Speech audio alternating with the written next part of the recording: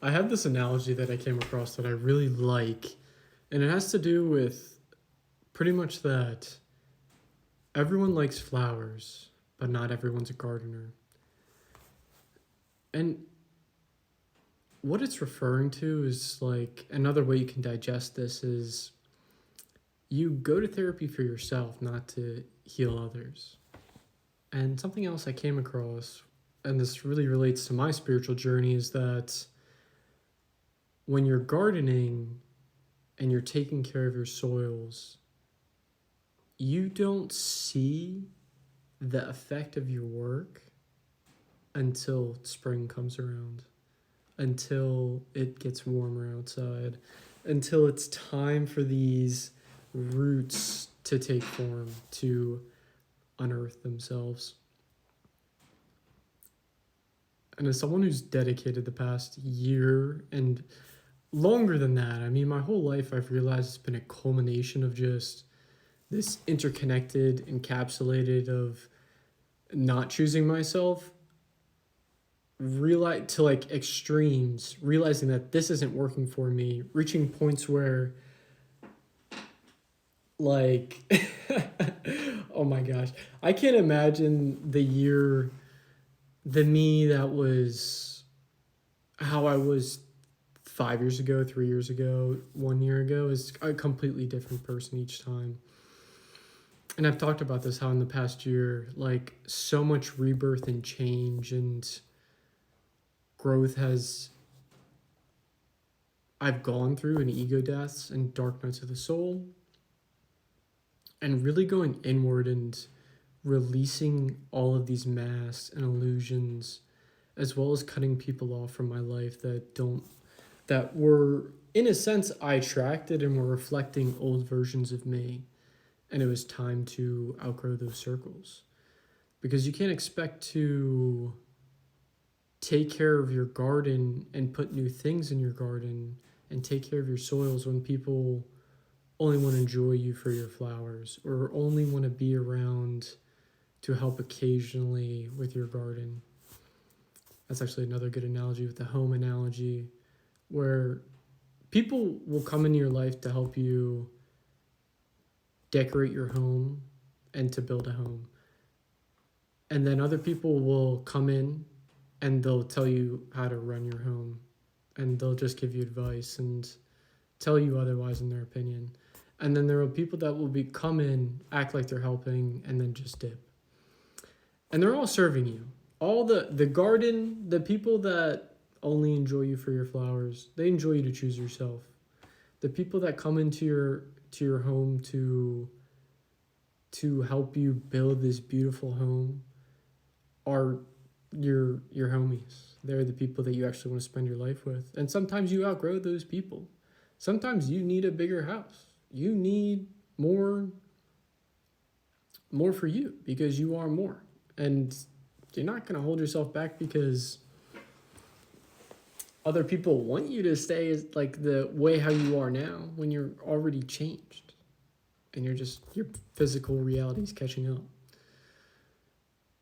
And then the people who try to tell you otherwise about who you truly are, that's just reaffirming that you're on the right path and that these people aren't meant for you and you're not supposed to give them time and day. And then the people who you let in and they just dip, serving you to know that there's positive things with that and then there's negative things with that. They're serving you, you could be planting seeds for later down the line if they're like high vibrational people.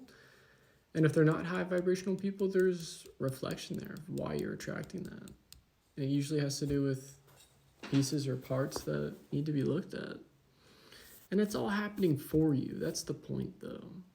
And a choice to choose what story you're telling yourself, who you're allowing in your garden. You know, your flowers are for you. Your house is for you. It's not for anyone else. You didn't come here to live this life for anyone else. And I was raised that way, to live my life for someone else. in a variety of different ways because that's just what an insecure mother was. And I was raised by a single mother. And to limit yourself and do what other people want you to do. And that's not my truth as a soul. That's not what I came here to do, to creatively express myself, to learn. I mean, it's now helped me to experience myself in new ways and reaffirm who I am not truly am and into who I truly am embodying and what my story actually is.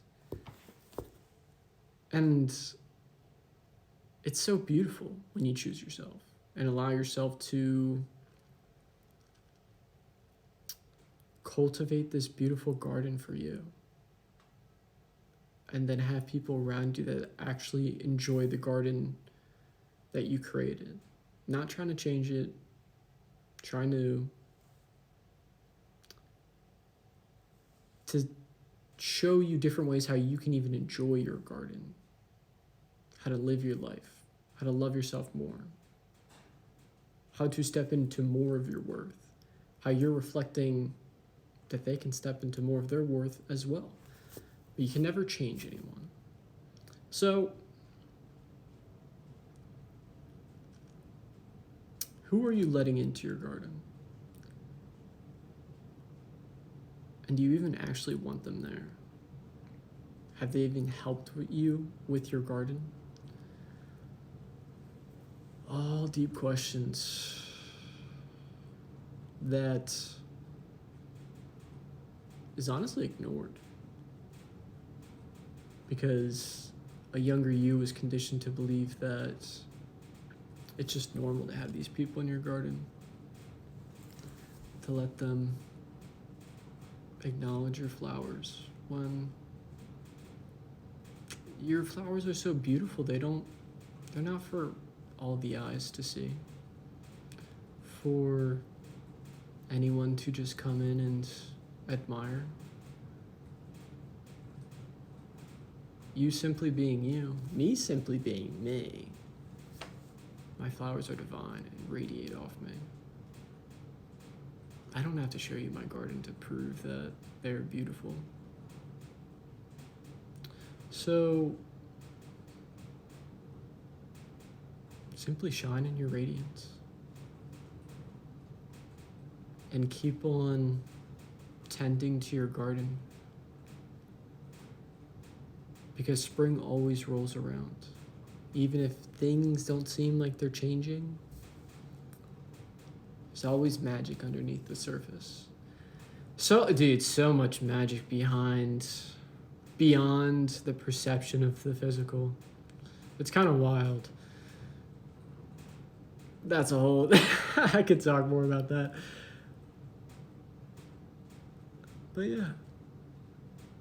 Who are you letting into your house? Who are you letting into your garden? And are you taking care of your garden for you? And if you're not, why? Who are you doing that for and why? And then allow that part of you to be seen and heard.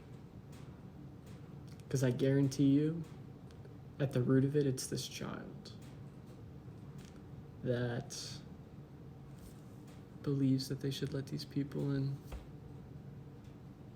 And they're not supposed to be there.